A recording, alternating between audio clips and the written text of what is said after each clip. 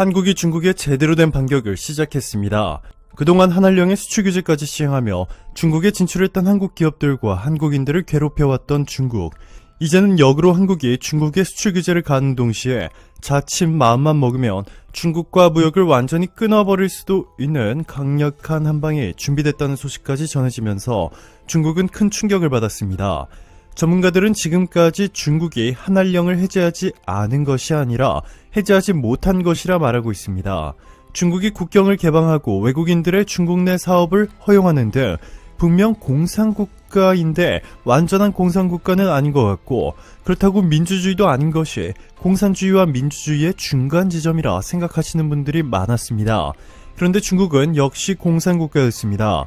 최근 중국 정부의 비밀스러운 정책이 낱낱이 밝혀지면서 전 세계가 충격을 받았는데요. 중국 광전 총국은 최근 8가지 개선이 필요한 항목이라며 앞으로 이를 어길 시 엄벌에 처한다고 경고했는데요. 그 내용은 충격적이었습니다. 남성의 여성스러운 메이크업과 조속한 왕홍에 대한 관리, 즉 한국에서 유래된 꽃미남과 중국 인플루언서들을 단속하겠다는 것입니다. 이뿐만이 아니라 게임은 정신적 아편이라며 18세 미만 미성년자는 금, 토, 일, 그리고 법정 공휴일은 오후 8시에서 9시까지 주당 3시간 이상 게임을 하지 못하도록 하고, 이를 어길 시 처벌하는 강력한 규제를 발표했습니다. 게다가 팬클럽 운영을 통제하고 심지어 연예인의 외모까지 중국 중앙정부가 직접 관리에 나서기 시작했는데요. 여기서 한류를 완전히 풀게 되면 그 전파력과 파급 효과를 감당할 수 없다는 것입니다. 이것이 중국이 한한령을 풀어주지 않고 있는 이유인데요. 즉 시진핑이 장기 집권을 위해 중국인들의 사상 검열을 강화하고 있고, 한국은 그 희생양이 되라는 것입니다. 시진핑 장기 집권을 위한 희생국은 한국뿐만이 아닙니다. 최근 중국에서는 한국에 이어 미국 불매운동까지 일어나고 있습니다. 미국이 인권 탄압을 이유로 신장 위구르산 제품 수입을 전면 금지하자 중국 관영 매체들은 마치 미국이 중국인들을 괴롭히기 위해 이러한 조치를 취했다는 식으로 보도를 했고, 이를 고지고대로 믿은 중국인들은 중국 내 월마트 불매운동을 시작했습니다. 29일 인민일보 계열 인터넷 매체 관찰자망 등에 따르면 최근 중국 웨이보에는 샤먼, 항저우 등 중국 여러 곳의 샘스클럽 매장의 고객센터에서 회원들이 탈퇴 신청을 하려고 길게 줄을 선 모습을 담은 사진과 영상이 화제가 되고 있습니다. 샘스클럽은 월마트 계열의 회원제 마트입니다. 웨이보에서 샘스클럽 회원카드 반납이라는 해시태그가 붙은 게시물들의 조회수가 4억에 달할 정도로 샘스클럽 탈퇴 움직임은 중국에서 크게 주목받고 있습니다. 일부 샘스클럽 회원은 탈퇴 신청서 사진을 찍어 올려 탈퇴 인증을 하기도 했습니다.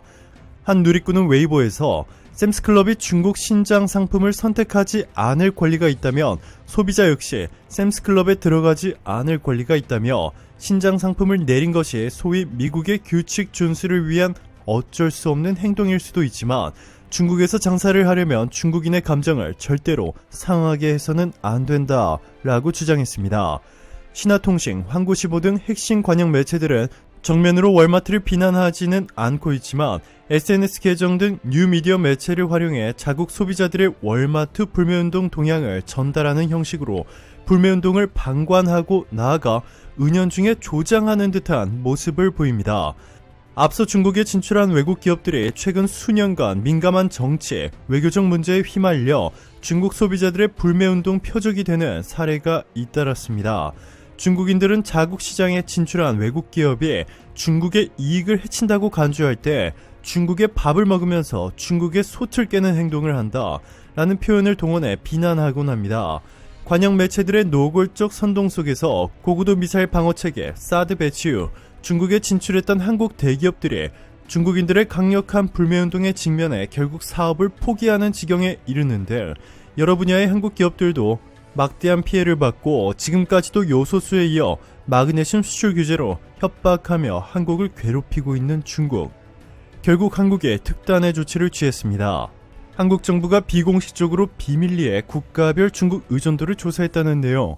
청와대에 과감하면서 시원한 이 내용에 대해서는 지금 화면에 보이는 이 영상을 통해 한 달 전 여러분들에게 전달해드린 바 있습니다. 자, 그리고 이 조사는 조사로 끝나지 않고 즉각 실행에 옮겨지면서 결국 중국에 엄청난 충격이 되고 있습니다. 국내 건설 기업들은 세계 최대 시장이었던 중국 의존도를 대폭 낮추고 북미와 신흥시장에 올인했습니다. 그 결과 보시는 것처럼 신흥시장과 북미, 유럽 지역에서 대성공을 거두며 빠른 탈중국에 성공했습니다. 이뿐만이 아니라 최근 호주를 상대로 한 문재인 대통령의 외교가 한국에 초대박을 안겼습니다. 1조 원이 넘는 한국산 무기 수출에 호주로부터 전기차 배터리용 핵심 원재료 대규모 공급을 받는다는 MOU까지 체결했다는 소식들을 지난 영상을 통해 전해드렸는데요. 여기에 휘토류라는 초대박이 또 있었습니다. 호주는 중국에 이어 세계에서 가장 많은 휘토류를 가진 나라 중 하나로 꼽히고 있는데요. 전문가들은 호주가 보유한 휘토류 규모면 한국이 중국과 완전히 무역을 끊어버려도 될 수준이라고 말하고 있습니다. 문재인 대통령의 외교가 적중하면서 호주가 한국과 휘토류 공급망을 구축하기로 했습니다. 호주 정부 측도 이번 한국과의 계약은 문재인 대통령의 국빈 방문 때문에 성사됐다고 밝혔는데 중국은 초비상이 걸렸습니다. 중국은 최근 호주가 미국과 손을 잡았다며 호주산 수입 금지 조치를 내렸다가 에너지원 부족으로 중국 전역에서 정전 사태가 발생하는 등 전력 대란을 겪고 있는데요.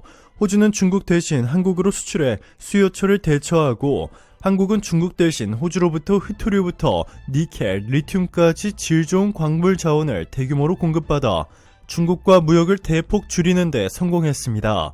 즉 여기서 막대한 손해를 본 것은 오직 중국뿐이죠.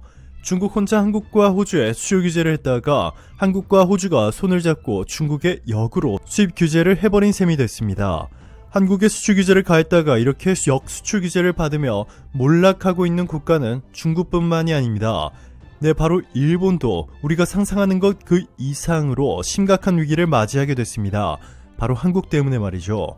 일본 유력 주간지 슈칸 신초의 온라인판 데일리 신초는 최근 발간호에서 인재 유출로 한국의 기술이 새나갔다라는 기사를 통해 NEC와 히타치, 후지스, 도시바 등 과거 세계를 제패했던 일본 반도체 업계가 몰락한 이유를 보도했습니다. 이일 데일리 신초에 따르면 과거 산업의 쌀로 불렸던 초고성능 일본 반도체는 자동차와 가전에서 무기에 이르기까지 세계 시장의 절반을 점유했지만 지금은 10% 이하로 쪼그라들었다라고 밝혔습니다. D램으로 불리는 메모리 반도체를 비롯해 1990년까지 세계 반도체 업계의 톱 10에 항상 6, 7개의 일본 기업들이 포진했고 시장 점유율도 1988년에는 세계 전체의 50.3%를 차지했다. 그런 영광의 시대가 쇠락으로 돌아선 계기로 우선 1986년 미일 반도체 갈등 국면에서 미국에 완패한 것을 들 수 있다. 기사는 당시 일본 정부가 미국의 외국계 반도체 시장 점유율 20% 이상 요구를 대책 없이 받아들임으로써 일본 기업이 한국 삼성전자의 반도체를 대신 판매하는 비정상적인 시대가 10년이나 지속됐다라고 전했습니다.